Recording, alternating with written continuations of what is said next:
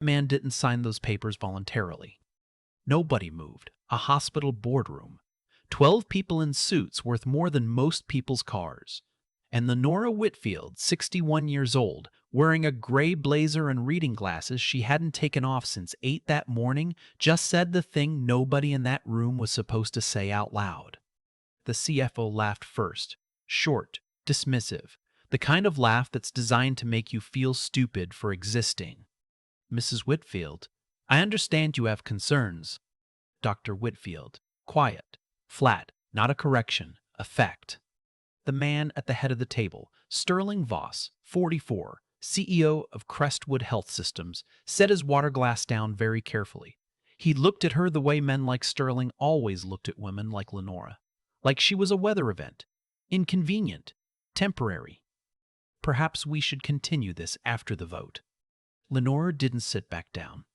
There won't be a vote, she said, cheated. Not today. She was right.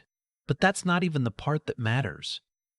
The part that matters is what brought her to that room, and what she knew, and how she knew it, and what she was willing to risk to say it in front of people who had already decided she didn't exist. That story starts 6 weeks earlier, in a parking garage at 6:47 in the morning, in the kind of cold that makes your breath visible and your fingers slow. Lenora Whitfield had been a cardiac surgeon for 31 years, not the kind you read about in glossy hospital press releases, though she'd been in a few of those too. The real kind. The kind who still took call on weekends. Who knew the names of the overnight nurses and the parking garage attendant, and the woman who stocked the vending machines on the 3rd floor. The kind of surgeon who, after 3 decades, still felt something when a heart started beating again under her hands. She drove a 7-year-old Volvo, lived in the same house she'd bought in 1998, had a grown son in Portland she called every Sunday, and a vegetable garden in the backyard that was, by any objective measure, a disaster. The tomatoes never came in right. She planted them every spring anyway. On a Tuesday morning in October, she pulled into the Crestwood Medical Center parking structure at her usual time and noticed, in the far corner of level 1, a man sitting on the concrete floor beside a beat-up Honda Civic with a flat tire, late 70s, white hair. Too thin, wearing a coat that wasn't warm enough for the weather. He wasn't calling anyone. He was just sitting there, like a man who had run out of options and was resting in the gap between them. Lenora parked 3 spaces over, got out, walked toward him. You need help with that? He looked up, eyes clear, a little embarrassed. I called roadside assistance, says 45 minutes. You're going to freeze. I'm fine. She looked at the tire. She looked at him. She popped her own trunk, pulled out a jack and a spare she'd been carrying since her son taught her to always carry one, and got to work. He tried to stop her twice. She kept going. His name was Arthur Pembroke, 78. Retired high school science teacher, widower. He'd been coming to Crestwood every Tuesday for the past 3 months for dialysis. His daughter used to drive him, but she'd moved to take care of her own kids. He took the bus now, usually. Today the bus was late, and he'd driven himself, and the tire had happened in the parking garage, and it had just been, he said, one of those mornings. Lenora finished changing the tire, handed him the keys. You should eat something before dialysis, she said. I've got a granola bar in the car. That's not food. She walked him to the hospital cafeteria, bought him eggs and toast and coffee, sat with him for 20 minutes until his appointment time. Didn't announce she was a surgeon. Didn't check her phone. Just sat. Before she left, Arthur pulled a folded piece of paper from his coat pocket, a pamphlet, Crestwood's new patient advisory program. He smoothed it against the table. They sent this to me last week, said they want patient input on the merger. Lenora paused. What merger? Arthur slid the pamphlet across. The one where they sell the dialysis unit to some private company. He looked at his coffee. I've been coming here for 3 months. The staff knows my name. They know my numbers. They adjust my treatment when I have a bad week. He was quiet for a moment. I don't know what happens to that when it's a different company. Lenora read the pamphlet on the elevator up to her office. It was written in the language that hospitals use when they want something to sound like a patient benefit while actually describing a cost-cutting measure. She'd seen the genre before. This one was particularly polished. She went to her computer, pulled up the proposed acquisition agreement, and started reading. And about 40 minutes in, she found the clause. Crestwood Medical Center had a founder's charter, ancient thing, drafted in 1962.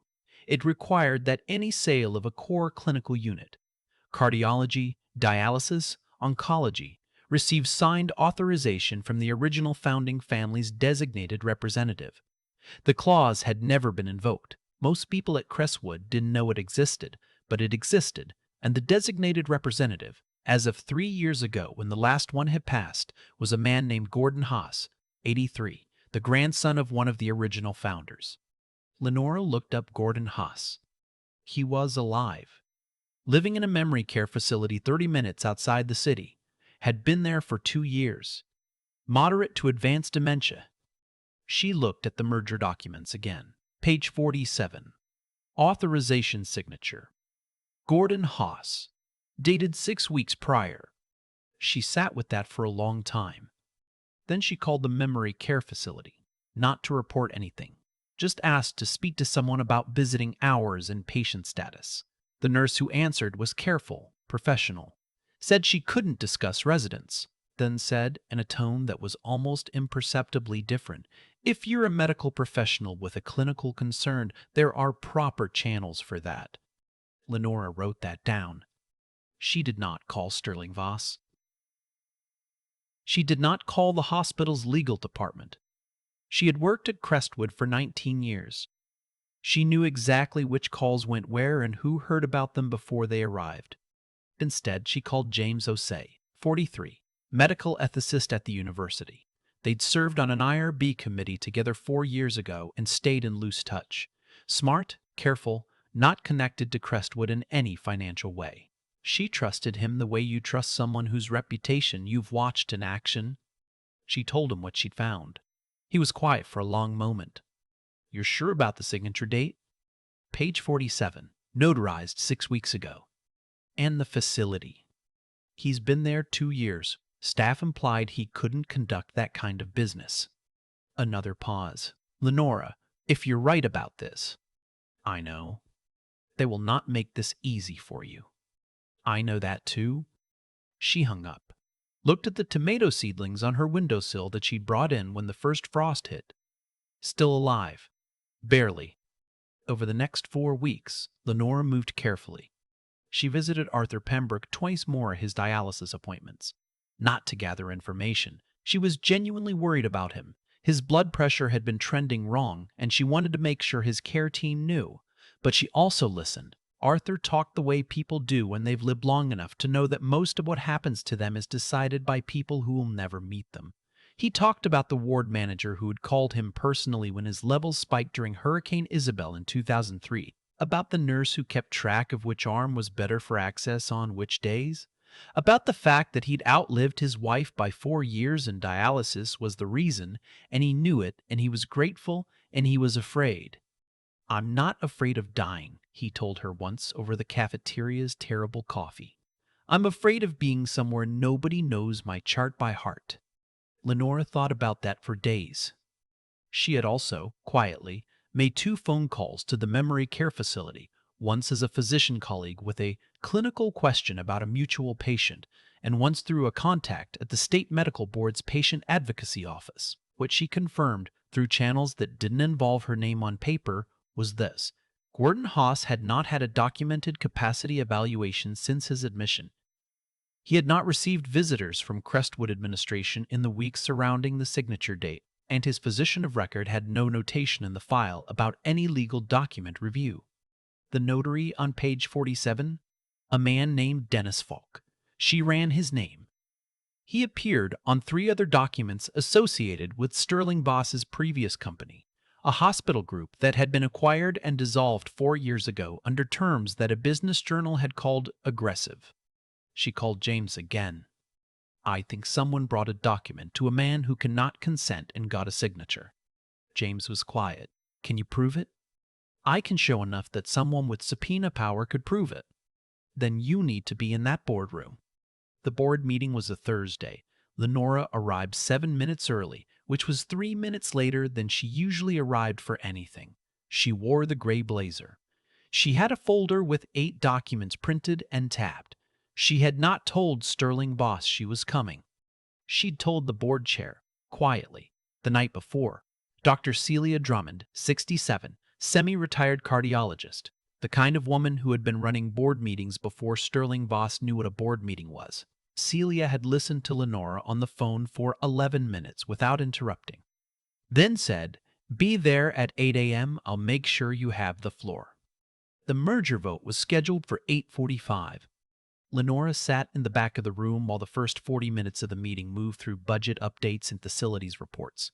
She watched Sterling Voss work the room the way she'd watched him work rooms for 6 years. He was good at it. The right amount of confidence, the right amount of humor. He had the particular skill of making people feel included in a decision that had already been made without them. At 8:42, Celia Drummond said, "Before we move to the vote, Dr. Whitfield has requested a brief statement." Lenora. Sterling's face didn't change, but something behind his eyes did. The door shutting. Lenora stood, walked to the front of the room, set her folder on the table, opened it. She didn't raise her voice. She never raised her voice. 31 years in operating rooms had given her a different relationship to urgency, the understanding that quiet and precise was more powerful than loud and frantic. She laid out 7 points: the Founders' Charter Clause, Gordon Haas's medical status, the timeline of his admission, and the signature date. The absence of a documented capacity evaluation, Dennis Falk's name appearing on prior Voss-connected documents, the memory care facility's records indicating no authorized visitor in the relevant time frame, and the letter, obtained through James's University Ethics Office contacts, from Gordon Haas's assigned social worker stating that, in her professional judgment, Mr. Professional, Haas had been unable to execute legal documents for a minimum of 18 months.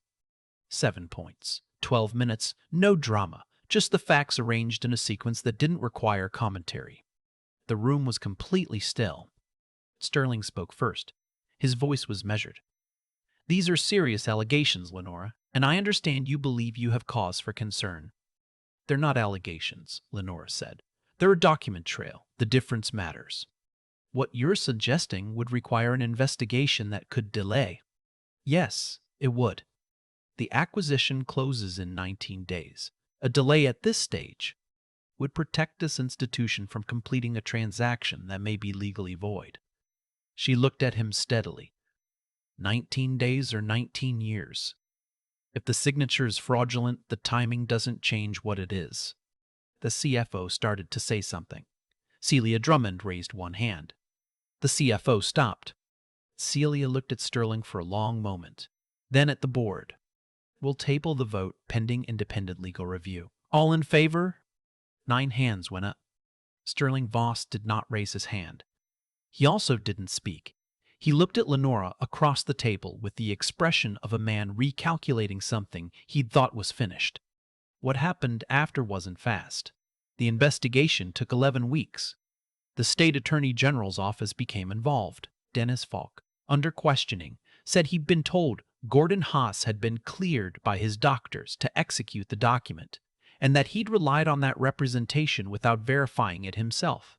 The physicians who'd allegedly provided that clearance denied doing so. The paper trail led to a paralegal who worked for Sterling's outside counsel, who had been compensated, it emerged, through a consulting fee that appeared in the same fiscal quarter.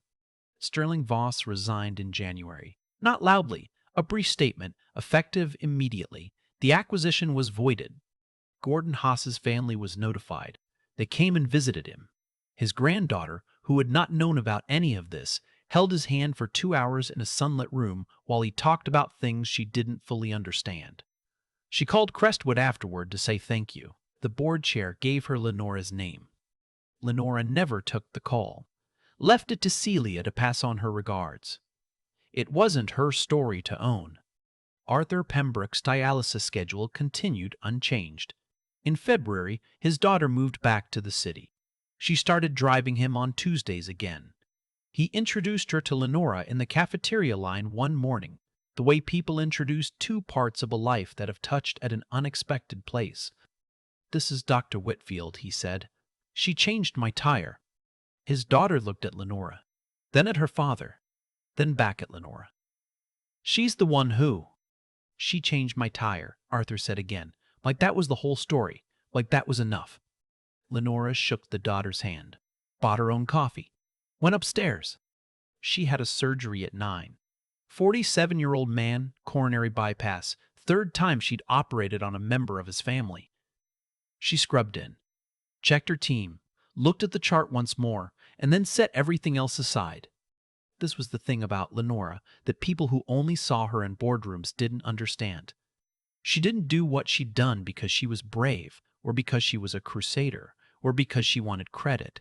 She did it because she had stood in a parking garage at 6:47 in the morning and met a man sitting on a cold concrete floor who was afraid of being somewhere nobody knew his chart by heart. And she was someone who knew things. And knowing things carries weight. And weight, eventually, has to go somewhere. She made the first incision.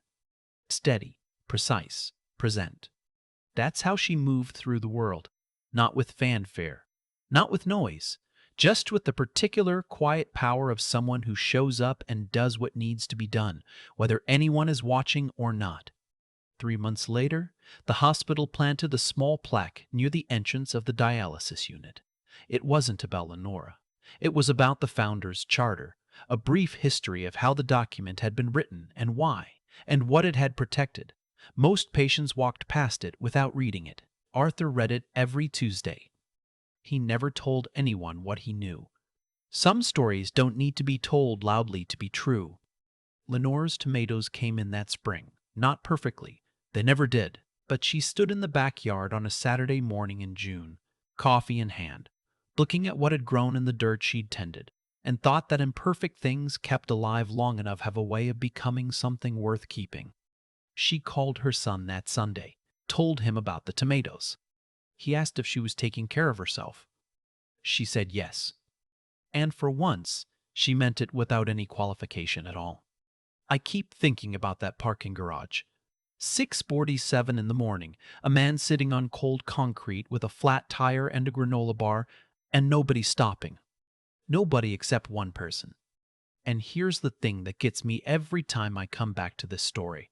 Lenora didn't stop because she was a doctor. She didn't stop because she was important, or because stopping would benefit her in any way. She stopped because she looked at another human being and decided that his situation was worth 2 minutes of her time. That's it. That's where the whole thing starts. Not in a boardroom. Not with a legal document. In a parking garage with a jack and a spare tire and a choice most people would have rationalized their way out of before their coffee got cold. I think about what it takes to be that kind of person consistently. Not once, not when people are watching, but every Tuesday and every Thursday and every early morning when you're already tired and already late and the easier thing is so obviously just to keep walking. That's what I'd call character. The version of yourself that shows up when there's no audience and no reward and no reason except that it's the right thing. Lenora had built that over 31 years, one quiet decision at a time. And when the moment came that actually required something from her, real risk, real stakes, the possibility of professional damage in a room full of powerful people, she already knew how to stand still under pressure. She'd been practicing her whole life without knowing she was practicing. But here's the part I think people miss. It wasn't just her decency that mattered. It was what she knew. She could read a merger document and catted clause that everyone else had walked past. She could look at a notary's name and recognize a pattern. She could connect Gordon Haas's medical status to a signature date and understand precisely what that connection meant. That knowledge didn't come from nowhere. It came from decades of staying curious, staying rigorous, caring enough about her field to actually understand it deeply rather than just perform competence. The world is full of good people who don't have the tools to act on what they know is wrong. Lenora had both, the conscience and the capability. That combination is rare. It's worth building deliberately. And then there's the part nobody talks about, which is how long she sat with it before she moved. 4 weeks. Careful phone calls. No name on paper. Working through channels she trusted. That's not timidity. That's discipline. She understood that showing up half-prepared in that boardroom wouldn't just fail, it would give Sterling Voss exactly the ammunition he needed to discredit everything she'd found. So she waited until she had 7 points tabbed in a folder, unassailable, the courage to act and the patience to act at the right moment. Those two things together are harder to hold than either one alone. Arthur Pembroke just wanted someone who knew his chart by heart. That's such a small ask. And it nearly got taken from him by people who never once sat across a table from him and asked how he was doing. Lenora did, and then she made sure it couldn't happen. I don't know what situation you're sitting with right now, what you've noticed that others are walking past, what you know that you haven't said yet because the room feels too big or the risk feels too real. But I think about Lenora's tomatoes, imperfect every year, planted every spring anyway. Some things you tend not because they're going well, but because they matter. That's the whole lesson. Right there in the backyard on a Saturday morning. Keep tending.